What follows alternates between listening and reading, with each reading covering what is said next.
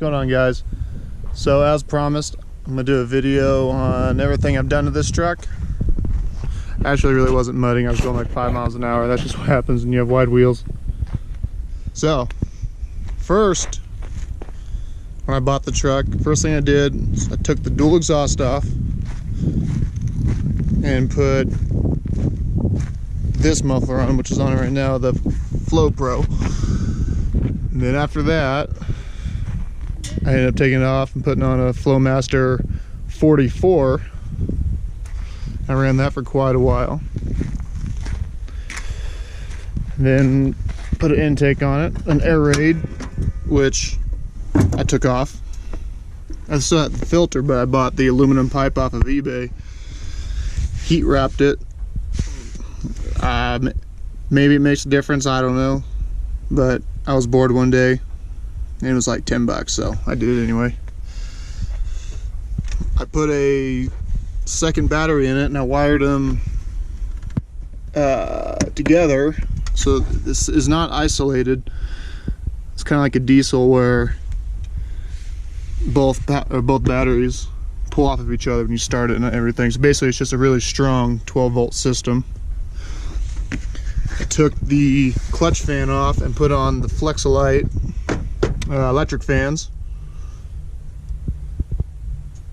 Again, it probably helps a little bit. I've never had a problem with it overheating. If anything, it actually runs cooler with the water pump I put on, which is just a factory replacement one, but ever since I did it, it seems like it runs cooler.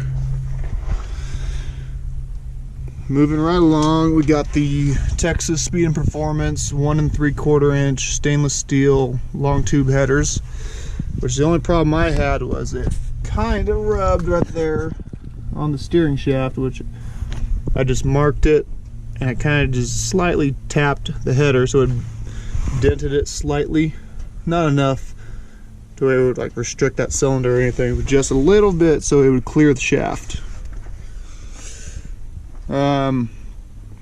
I had you can see the horn siren deal, a remote start security system put on, a Viper 5901, which are kind of outdated now, but I've had it for 3 years. I've never had a problem with it. Next, I bought a FabTech lift kit, which before I even put it on, I decided that I didn't like the way the front cross members look.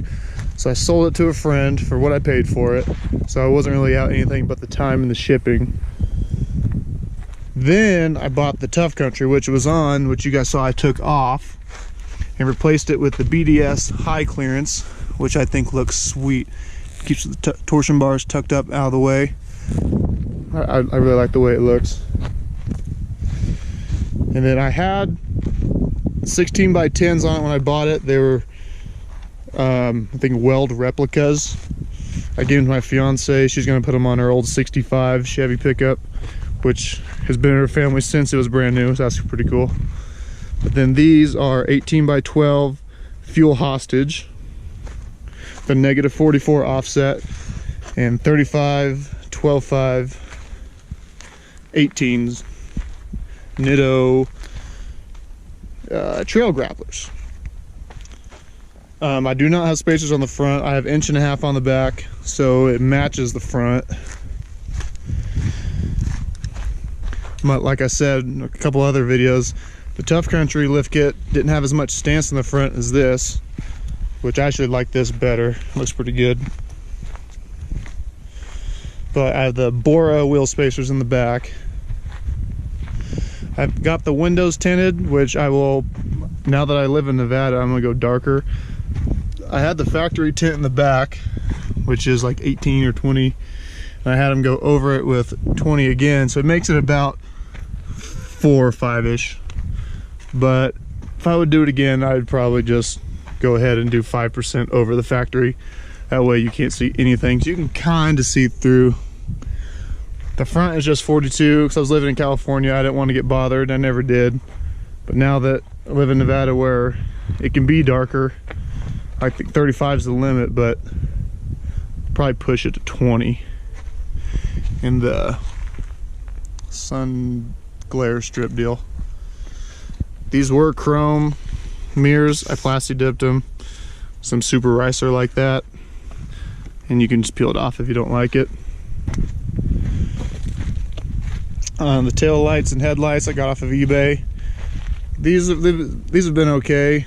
I scuffed this one because I was being an idiot, and well, that goes to the next thing. I had a light bar across the top of it when light bars got super big, and I was going in the backyard of my house, and I had a dog run or cable up, and right where I went under, I was like, I should pick that up, and I caught it and it ripped it out of the tree, and it smacked the tail. Luckily it smacked the tail light. It's all scuffed up, but I have a friend who wants them, so I'll sell them to him for like 10 bucks or 20 bucks something, and buy another set. And the headlights have been pretty nice.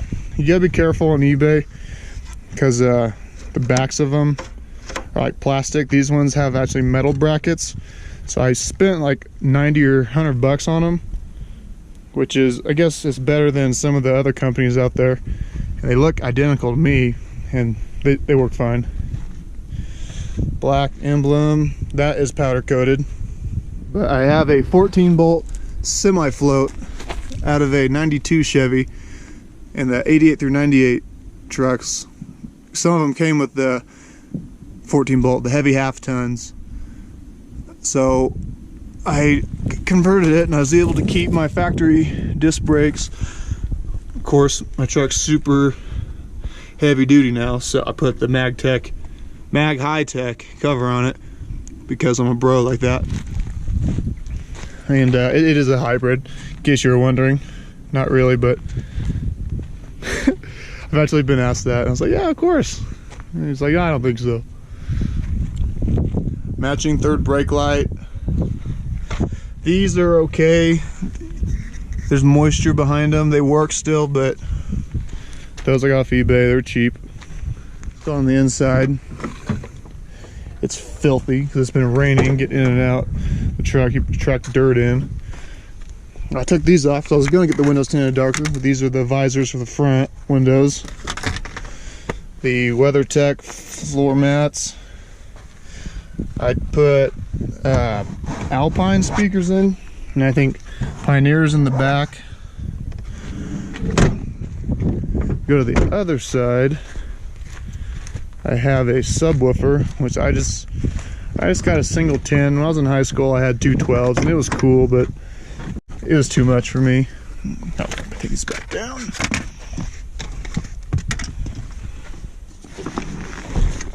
It's a Sub Thump box, and if you guys haven't heard of them, I highly recommend them because it fits perfectly. Because like I said, in high school, I had a 92 Chevy with two 12s, and the box it came, or I bought for it, didn't really fit well. It stuck out past the seat and like took up a whole bunch of foot space for people in the back.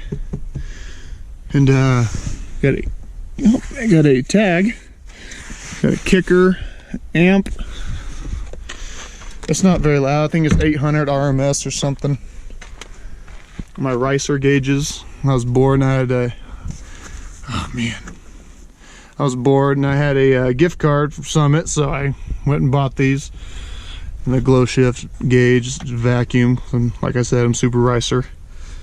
The Denali gauges, I found them on eBay, and it was only like 5,000 miles off from what my truck had, so I bought them. It comes with the trans temp, and it works and everything. You don't have to get it tuned or anything, it just works. A cheap Pioneer head unit, because as some of you may know, the 99 through 02s can't fit a double din without being like converted or drilled out, milled out, whatever. Which some people sell the brackets for them, or the faceplates. I've thought about it, but I'm just not, I don't know, not ready to do it. Forgetting one of the biggest things I've done. I put a Texas Speed and Performance 212 218 low lift cam, which is a 550 lift, but which is still quite a bit bigger than the factory. If I had to do it over again, I probably would get the high lift, the 600 lift, because I think it sounds better. I went with the 111 lobe separation angle because I like the low end torque, and I like the rough, like chunky idle. But with the next mod, like I said in my last video, I'm gonna begin a different cam. Not sure if I want to tell you guys what the next mod is. Screw it. I ordered an LQ4 6 liter, so I think I'm gonna go with the 223 226 high lift cam from Texas Speed. And I'm not sure about the lobe separation angle. I might go 111 or 112. I'm not sure yet, but you guys will be the first to know. And some things that I got planned for this, it's kind of cool. So with the big tires, your brakes don't work quite as well, but after doing some research, like there's companies that sell the big brake upgrade kit, but it's pretty expensive. And looking further into it, if you get the brakes off of a 2010 Silverado, it's that like that whole body style that when they just switched over after this one, if you get the brackets, the calipers, the pads and the rotors, everything bolts on to your factory spindles, and that's it. And the rotors are about like an inch bigger, so obviously you could put together that it would stop a hell of a lot better. So I have the brackets and the rotors, not the rotors, sorry, the calipers. I need to get the rotors and the pads, and I'll do a video and install of that. Also, if you do ever break a CV axle, you can get the CV axles from that same 2010 year range, and you don't have to use the spacer. It's exactly the same dimensions and everything, except it is about 1.5 inch and 7/8 longer, so you don't have to use that spacer, and you get a little bit better of an angle, and it's stronger because that spacer is only plastic. And right here in the back, I almost forgot, these things are cool. I found these out, or found these because my buddy showed me. They're Willwell Liners, and Summit sells them or has them. There's two companies that makes them, but only one makes them for my pickup, I believe. But they weren't that bad. I think they're only like 60 or 80 bucks, and it really cleans up everything. You don't see the frame or any of that. So I mean, it's just the little things, but I think it looks a hell of a lot better. A toolbox that I take in and out almost every week. It's a Tractor Supply, but Tractor Supply doesn't make them. They're made by DZ. The instructions that came with were from DZ, so that's why I'm saying that. And then I bought, the company's called Bolt, that you can replace this with your factory truck key to lock and unlock it. They sell a couple different things. I think I have something else in here on the other side.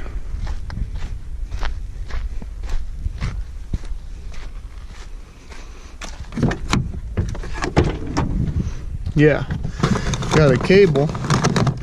Everything they sell you can match to your factory key for GM, Ford, and Dodge, I believe.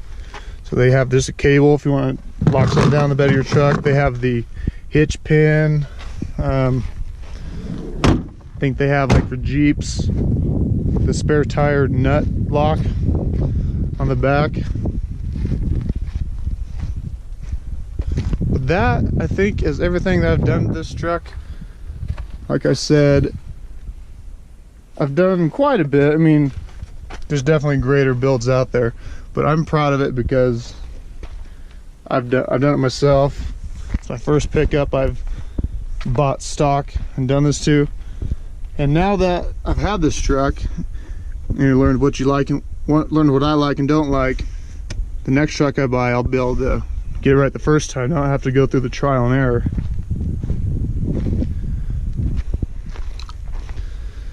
Oh man, I gotta go wash it. It totally looks like I was wheeling, but I wasn't. Just stance issues.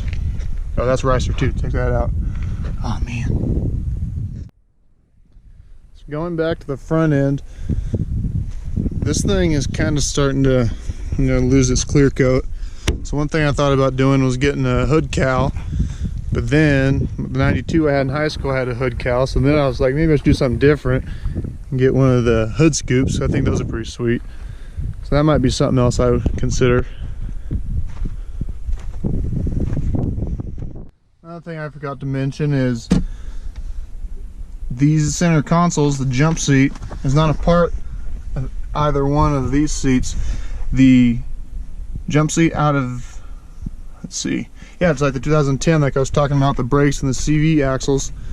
That jump seat bolts right up in to these mounts and everything, and it's got a bigger console for one. It's got the cup holders, and the seat itself is a storage space. That's pretty cool. So I'll do that, you know, whenever I can find one cheap enough. They want like an arm and a leg for them. It's like $800 or $900. I'm like, I don't know. All right, guys, I appreciate your time. If you like what you see, go ahead and follow along. I really would appreciate it. There's a lot more coming, like I say all the time, but it really is. If I piqued your interest in the slightest little bit, go ahead and subscribe. I try to do videos once or twice a week.